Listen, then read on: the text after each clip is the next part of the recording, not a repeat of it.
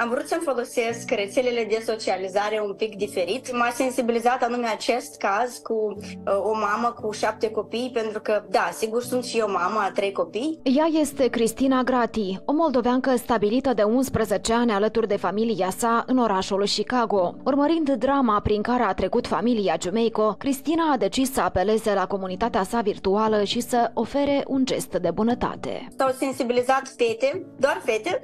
Cred că așa este publicul meu pe Instagram, mai mult fete. Sau pentru că ele sunt mame și s-au sensibilizat cumva mai mult și au participat financiar, chiar și fete pe care nu le cunosc personal, cumva au avut încredere în mine. Mi-a plăcut foarte mult cum arată acele surori, acele fetițe. Arată ca niște modele, sunt foarte frumoase. Și anume aceasta cred că m-a sensibilizat cel mai mult. Inițiativa Cristinei a reușit să adune o mână de oameni generoși din Chicago și o sumă impresionantă pentru familia Giumeico, fiind colectați încă $2.460.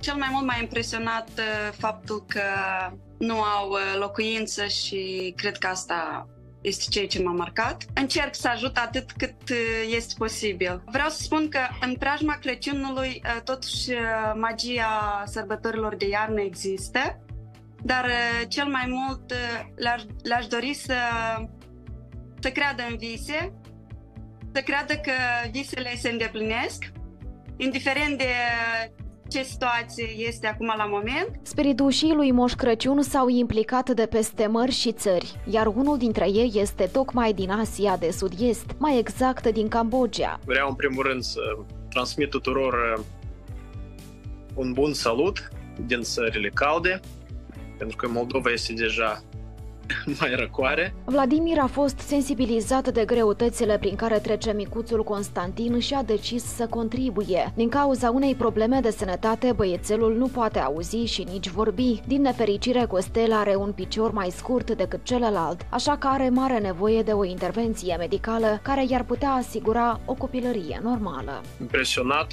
cât de greu este lui să-și facă primii pași în viață, că este un copil foarte mic.